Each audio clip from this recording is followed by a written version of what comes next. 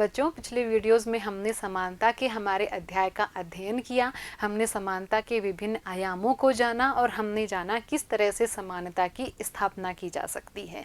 अब वक्त हो चला है इस अध्याय के समापन की ओर बढ़ने वाले अंतिम पड़ाव की तरफ। तो चलते हैं अंतिम पड़ाव की तरफ, जो है हमारी प्रश्नावली। लेते हैं इस अध्याय के प्रश्नोत्तर। सबसे पहला क्वेश्चन है, कुछ लोगों का तर्क है कि असमानता प्राकृतिक है, जबकि कुछ अन्य का कहना है कि वास्तव में समानता प्राकृतिक है और जो असमानता हम चारों ओर देखते हैं उसे समाज ने पैदा किया है। आप किस मत का समर्थन करते हैं और क्यों? आंसर देखते हैं कि सभी मतों के अपने अपने तर्क हैं, जैसे कि असमानता प्राकृतिक है। तो इस बात के पीछे तर्क यह है कि सभी मनुष्यों को बुद्धि, योग्यता आदि की दृष्टि से अलग अलग बनाया है, वो प्रकृति ने बनाया है। कुछ व्यक्ति बुद्धिमान होते हैं और कुछ विमंदित पैदा होते हैं, अर्थात असमानता प्रकृति ने ही पैदा की है, जबकि समानता प्राकृतिक है। इसके पीछे भी तर्क है कि जैसे प्रकृति है वो किसी के भी साथ भेदभाव नहीं करती है। सूरज की किरणें सबको समान रूप से मिलती हैं, जो प्राणवायु ऑक्सीजन है वो सबको समान रूप से मिलती है, अर्थात प्रकृति किसी के साथ कोई भेदभाव नहीं रखती है। तो दोनों के ही अपने तर्क हैं। बात करें हम सामाजिक असमानता की, तो सामाजिक असमानता वो है जो कि धर्म, जाति आदि के आधार पर पैदा की जाती है और ये अस्वीकार्य होती है। क्वेश्चन नंबर 2 लेते हैं। एक मत है कि पूर्ण आर्थिक समानता न तो संभव है और न ही वांछनीय। एक समाज ज़्यादा से ज़्यादा बहुत अमीर और बहुत गरीब लोगों के बीच की खाई को कम करने का प्रयास कर सकता है। क्या आप इस तर्क से सहमत हैं? अपना तर्क दीजिए। हम इस तर्क से सहमत हैं। क्यों सहमत हैं?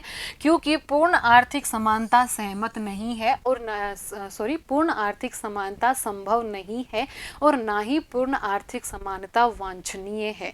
क्यों नहीं है वांछनीय? इस बारे में अपन ने इस अध्याय में भी चर्चा की थी कि भाई योग्यता के आधार पर, प्रतिभा के आधार पर, कार्य की गुणवत्ता के आधार पर उनको दिए जाने वाले पारिश्रमिक में अंतर होता है।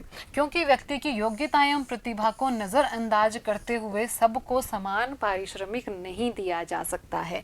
कार्यों का प्रकार एवं गुणवत्ता भी दिए जाने वाले पारिश्रमिक का आधार बनते हैं। आर्थिक समानता का उद्देश्य अमीर और गरीब की खाई को कम करना है। वो खाई इतनी चौड़ी नहीं होनी चाहिए कि एक वर्ग शोषक वर्ग और दूसरा वर्ग शोषित वर्ग बन जाए। क्वेश्चन नंबर 3 देखते हैं। नीचे दी गई अवधारणा और उसके उचित उदाहरणों में मेल करना है। सकारात्मक कार्यवाही, अवसर की समानता और समान अधिकार, ये 3 अपन को अवधारणाएं दी गई हैं और कुछ सामने उदाहरण दिए गए हैं। तो देखते हैं कौन सा उदाहरण किसके साथ मेल खाता है। तो देखिए, सकारात्मक कार्यवाही होगी, बैंक वरिष्ठ नागरिकों को ब्याज की ऊंची दर देते हैं। सकारात्मक कार्यवाही का मतलब हमने समझा था कि जो वंचित वर्ग है उसको कुछ विशेष सुविधा देना। तो यहाँ वरिष्ठ नागरिकों को कुछ विशेष सुविधा दी जा रही है।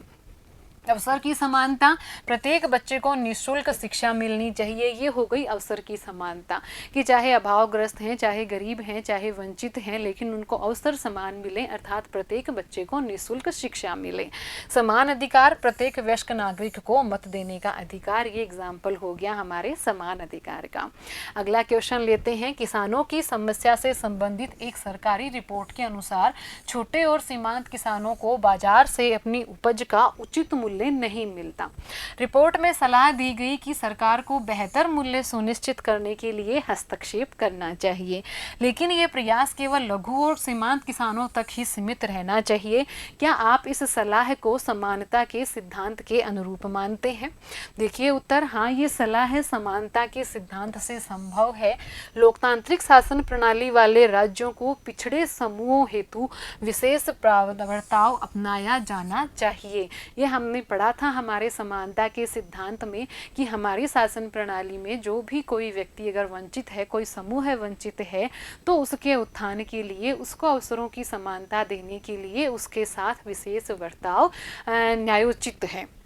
छोटे और सीमांत किसान अपनी उपज की उचित मूल्य ना मिलने के कारण वंचित वर्ग हैं। इस सलाह से उन्हें आर्थिक न्याय मिल पाएगा।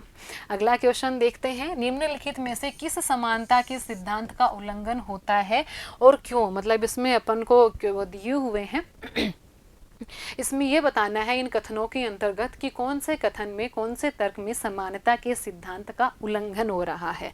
देखिए, कक्षा का हर बच्चा नाटक का पाठ अपना क्रम आने पर पढ़ेगा, तो इसमें समानता के सिद्धांत का कोई उल्लंघन नहीं हो रहा। समानता है, हर बच्चे का क्रम है और हर बच्चा अपने क्रम पर पाठ पढ़ेगा। यहाँ क्रम देने में बच्चों को किसी प्रकार का भेदभाव परिलक्षित नहीं हो रहा है।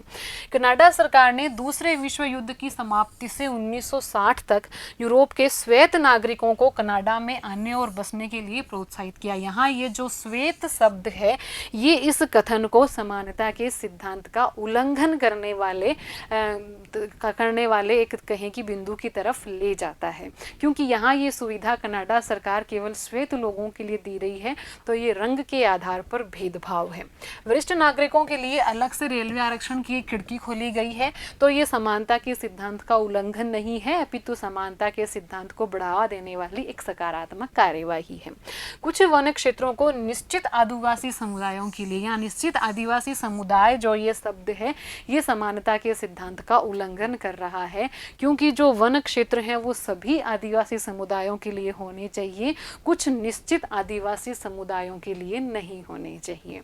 उत्तर देखते हैं। समानता के सिद्धांत का उल्लंघन कथन ख करता है, क्योंकि इसमें वर्ण के आधार पर भेदभाव दृष्टिगत होता है, क्योंकि उसमें श्वेत शब्द लिखा हुआ था। कथन घ भी समानता के सिद्धांत का उल्लंघन करता है, क्योंकि सभी आदिवासी समुदायों के साथ समानता का व्यवहार होना चाहिए, इसलिए कुछ आदिवासी समुदायों के लिए आरक्षण समानता के सिद्धांत का उल्लंघन है। क्वेश्चन नंबर 6 देखते हैं कि यहाँ महिलाओं को मताधिकार देने के पक्ष में कुछ तर्क दिए गए हैं। इनमें से कौन से तर्क समानता के विचार से संगत हैं, कारण भी बताना है। तो सबसे पहला देखते हैं, स्त्रियां हमारी माताएं हैं और हम अपनी माताओं को मताधिकार से वंचित करके अपमानित नहीं करेंगे, तो ये तर्क इसके संगत नहीं है। सरकार के निर्णय पुरुषों के साथ साथ महिलाओं को भी प्रभावित करते हैं, इसलिए शासकों के चुनाव में उनका भी मत होना चाहिए। इस मत को अपन इसके संगत मानेंगे। महिलाओं को मताधिकार न देने से परिवारों में मतभेद पैदा हो जाएंगे, ये भी कोई कारण नहीं है। महिलाओं से मिलकर आधी दुनिया बनती है। मताधिकार से वंचित करके लंबे समय तक उन्हें दबाकर नहीं रखा जा सकता, तो ये कथन भी बिल्कुल सही है और ये तर्क भी संगत है। तो उत्तर क्या है? कथन ख और कथन घ दोनों ही समानता के विचार से संगत हैं, क्योंकि महिलाओं की आधी आबादी पूरी दुनिया में है।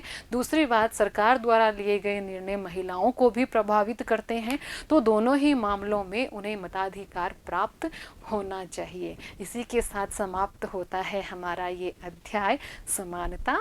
धन्यवाद।